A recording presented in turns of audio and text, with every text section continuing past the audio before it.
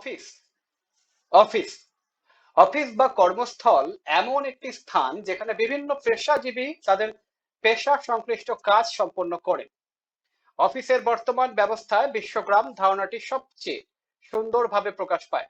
আমরা কোনো তথ্যের জন্য কোনো কোম্পানির অফিসে ফোন করলে বা অন্য কোনোভাবে যোগাযোগ করলে কখনোই নিশ্চিতভাবে বলতে পারবো না পৃথিবীর কোন প্রান্ত বা কোন দেশ থেকে সেই ফোনের বা সেই প্রশ্নের উত্তর দেওয়া হচ্ছে।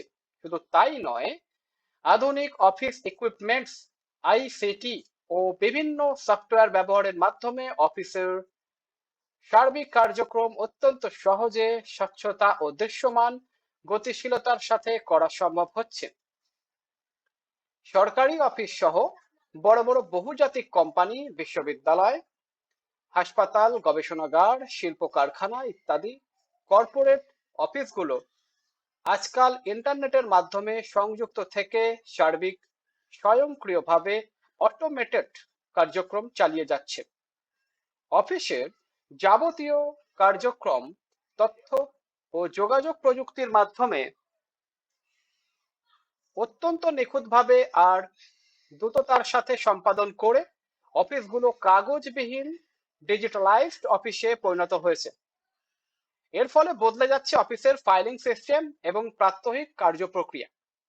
আজকের বিশ্বায়ন ব্যবস্থায় তথ্য ও যোগাযোগ প্রযুক্তির কল্যাণে গতানুগতিক অফিস ব্যবস্থা একটি বড় পরিবর্তনের পথে রয়েছে। অনেকেই নিজ দেশে কিংবা অন্য দেশে থেকে বাসায় বসে কাজ করেন। অনেককেই নির্দিষ্ট কর্মঘণ্টা বজায় রাখতে হয় না। উত্তর আমেরিকার সাথে আমাদের প্রায় 12 ঘন্টার সময়ের পার্থক্য থাকার কারণে দুই মহাদেশ দুইটি অফিস রেখে কয়েক শিফটে সেটি দিন রাত্রে মিলে 24 ঘন্টা কাজ করতে পারে। গুগল সম্পর্কে আমরা অনেকেই অবহিত আছি। Dropbox, Google Drive, Office 365, Google Docs ইত্যাদি সার্ভিসে আমরা আমাদের যাবতীয় ফাইল তৈরি সহ নিরাপত্তার সাথে সংরক্ষণ করতে পারি এবং বিশ্বের যে কোনো প্রান্ত থেকে সেখানে কাজ করতে পারি। অফিসের সব ধরনের মিটিং এর ক্ষেত্রে ভিডিও কনফারেন্সিং এর মাধ্যমে করে প্রয়োজনীয় নির্দেশনা দিতে পারি।